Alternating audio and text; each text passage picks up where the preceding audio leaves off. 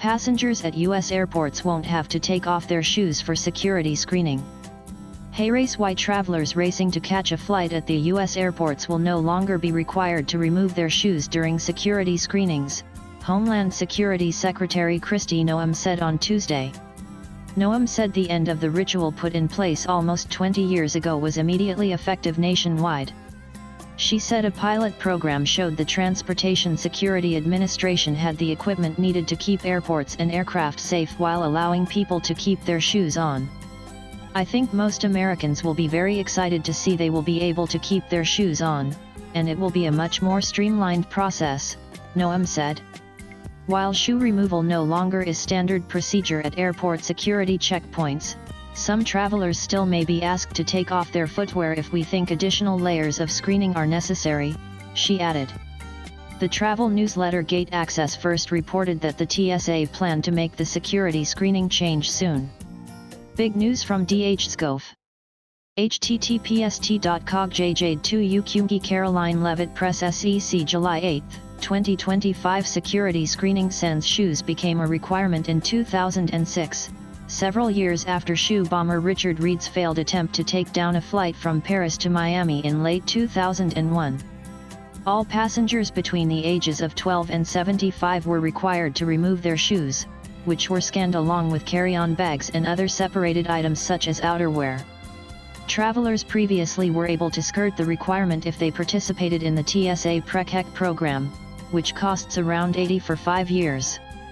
The program allows airline passengers to get through the screening process without taking off their shoes, belts, or light jackets, and without having to take their laptops and bagged toiletries out.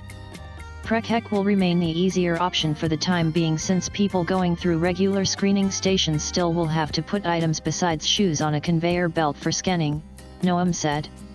TSA plans to review other rules and procedures to see how airport screenings can be simplified and expedited, she said. The agency is testing separate lanes for military personnel and families with young children, and expects to pilot other changes in the next 6 to 8 months, Noem said. In recent years, federal authorities have explored facial recognition technology and implemented Real ID requirements as a way to verify the identities of passengers. The Transportation Security Administration began in 2001 when President George W. Bush signed legislation for its creation 2 months after the 9/11 attacks.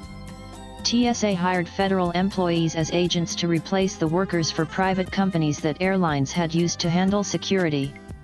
President Donald Trump's Transportation Secretary, Sean Duffy, asked the public in an April social media post what would make travel more seamless.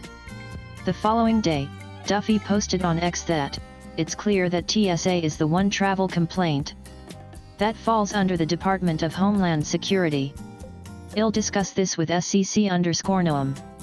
Trump fired TSA Administrator David Pekosk in January in the middle of a second 5-year term. Trump had appointed Pekosk during his first term in the White House, and President Joe Biden reappointed him. Swipe left for next video. No reason was given for Pekosk's departure. The administrator position remains vacant, according to the TSA website. Inputs from AP latest blogs.